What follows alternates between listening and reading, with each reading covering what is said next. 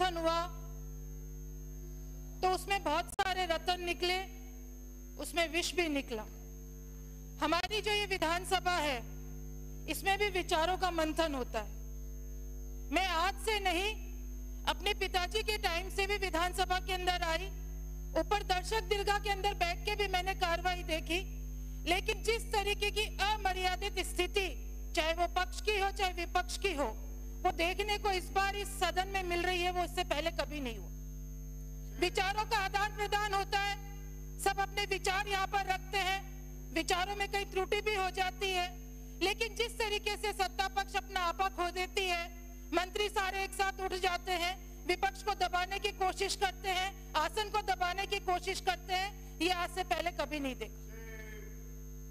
यहाँ पर महामहिम राज्यपाल गुलाब चंद जी कटारिया जी भी यहाँ पर विपक्ष के नेता रहे, रामनारायण चौधरी मेरे पिताजी भी विपक्ष के नेता रहे, राजेंद्र राठौड़ भी यहाँ पर विपक्ष के नेता रहे, लेकिन जो मान और सम्मान इन विपक्ष के नेताओं के सदन में होता था, सदन के नेता करते थे, सत्ता पक्ष करते थे, वो यहाँ आज दिखाई नहीं देता है। एक बार मेरे पिताजी विपक्ष के नेता थे, उनको वसुंधरा जी से मिलना था, सदन की नेता थी, प्रदेश की मुख्यमंत्री थी, उनका ड्राइवर नहीं आया। उन्होंने कहा बेटा मुझे सीएम हाउस तक ले जा, मुझे मुख्यमंत्री जी से चर्चा करनी है। मैं उनको लेकर गई, खुद गाड़ी चला के उनको वहां पर लेकर गई।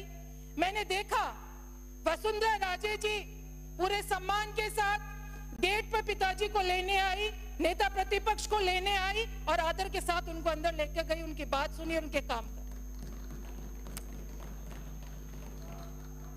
यहाँ पर आरोप प्रत्यारोप लगा रहे हैं, मैं सुन रही हूँ, कैलाश जी ने अपनी बात शुरू करी अभिभाषण पे, और जो अमर्यादित भाषा का यहाँ पर आप लोग प्रयोग कर रहे हैं। आपने कोरोना काल को मजाक बना दिया। कोरोना काल के अंदर राजस्थान की पूर्ववर्ती सरकार ने जो काम करा वो देश के प्रधानमंत्री ने माना और उसकी वाहवाही करी, और यहाँ पर आप प्रधानमंत्री को कटघरे में खड़ा कर रहे हो। सभापति महोदय, जब ये लोग अपनी अभिभाषण पे चर्चा कर रहे थे तो मुझे मुजफ्फर वारासी की एक दो लाइन याद आ गई। औरों के ख्यालात की लेते हैं तलाशी, औरों के ख्यालात की लेते हैं तलाशी, और अपने गिरहवान में झांका नहीं जाता है। सभापति महोदय,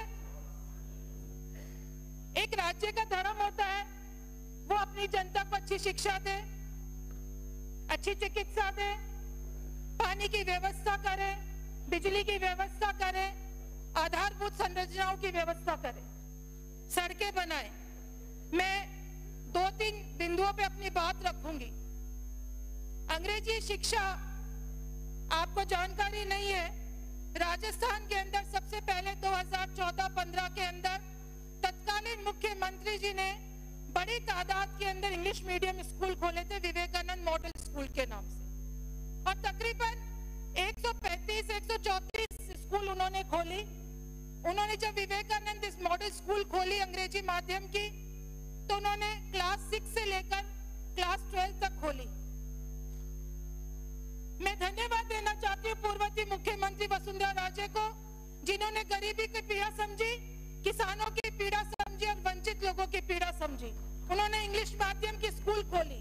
लेकिन उससे बड़ा भी धन्यवाद मैं अपने पूर्व मुख्यमंत्री अशोक गहलोत को देना चाहती हूँ, जो उन्होंने दलगत राजनीति से ऊपर उठकर विवेकानंद मॉडल स्कूल को 1.5 करोड़ रुपए दिए, 1 से 5वीं तक की उसको चालू करी और उसी साल के अंदर उसको चालू करने का काम करा।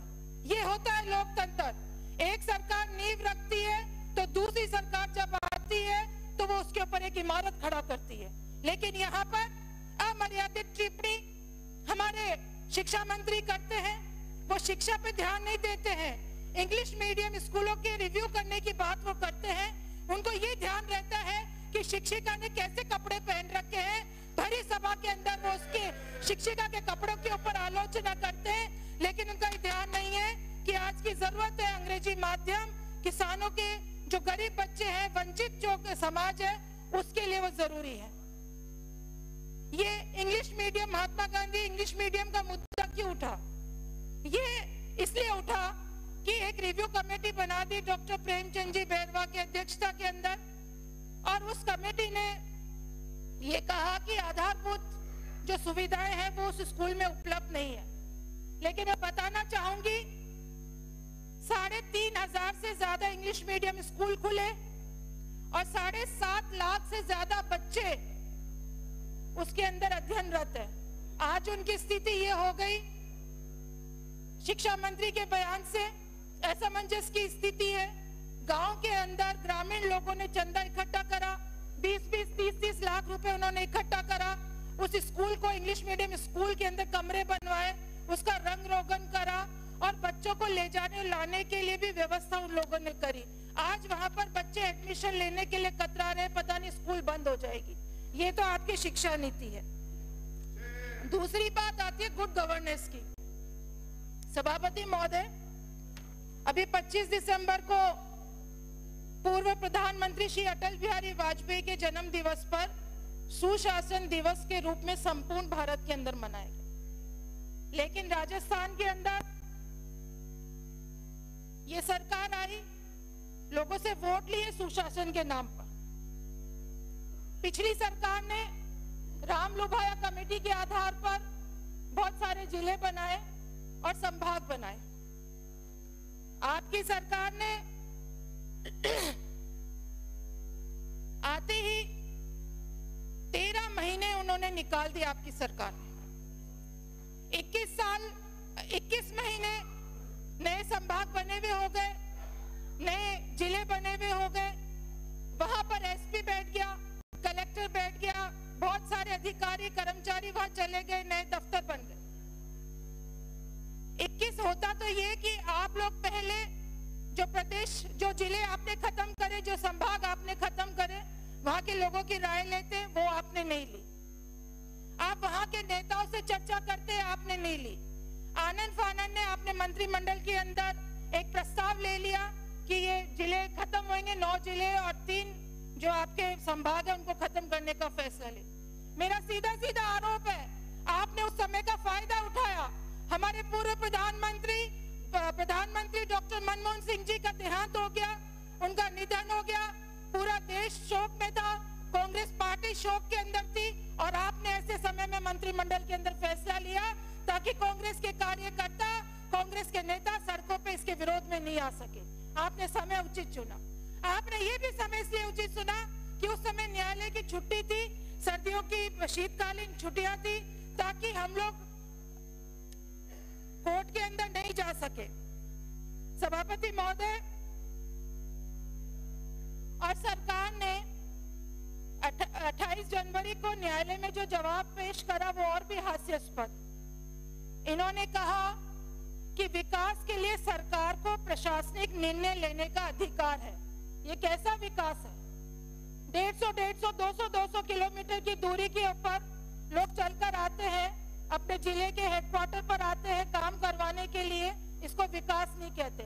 अच्छा होता आप उसके रिव्यू करते और अपनी बात जनता के बीच में ले जाते, उचित होता तो आप उसको समाप्त करते। लेकिन आपने वाहवाही लूटने के लिए ये काम करा। सभापति महोदय, गुड गवर्नेंस की बात करते हैं। जिस तरीके से जनवरी के अंदर स्थानांतरण आपने खोले, मैं तो अपनी सरकार में भी बोलती थी कि स्थानांतरण नीति बनाओ, लेकिन नहीं बनी, कोई बात नहीं। लेकिन आपने जिस तरीके से स्थानांतरण खोले, राजनीतिक द्वेषता के चलते आप लोगों ने स्थानांतरण करे। एक व्यक्ति के 5-5 बार आपने स्थानांतरण कर दिए। आप झुंझुनू जिले के जिला परिषद की उठा के लिस्ट देख लो। एक चपरासी को, एक अपाहिज व्यक्ति को जिसके दोनों पैर नहीं है, उसको उठा के आपने खेतड़ी भेज दिया। आप लोगों ने जिस तरीके की राजनीतिक द्वेषता से काम करा, और तो और ये दुर्भाग्य है हमारे झुंझुनू जिले का कि हमारे जो प्रभारी मंत्री है उनका जो वहां पर जो आचरण है वो अच्छी तरीके से जानते हैं। एक एचएस को लेकर वो घूमते हैं, उसके कहने से थाने के अंदर फोन करते हैं, उसके कहने से एसपी को फोन करते हैं। और ये दुर्भाग्य है झुंझुनू जिले का कि ऐसा एसपी हमारे जिले के अंदर बैठा है जो एक एचएस के लिए जाता है, थाने में फोन करता है कि इसके लिए पास की व्यवस्था करना और इसके घर के ऊपर पास देकर आना।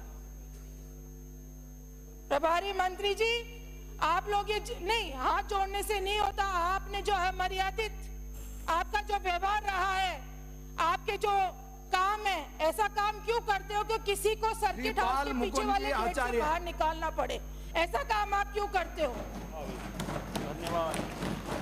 आपने पेंशन बंद कर दी। मेरे झुंझुनू के मंडावा विधानसभा में वृद्ध पेंशन बंद हो गई। जय श्री राम। अब प्रकरण मेरे समझ में नहीं आया, क्या है सभापति महोदय? आपने SC/ST स्कॉलरशिप के लिए अंकित नहीं होगा, अंकित नहीं होगा। प्लीज बाल मुकुंद जी आचार्य।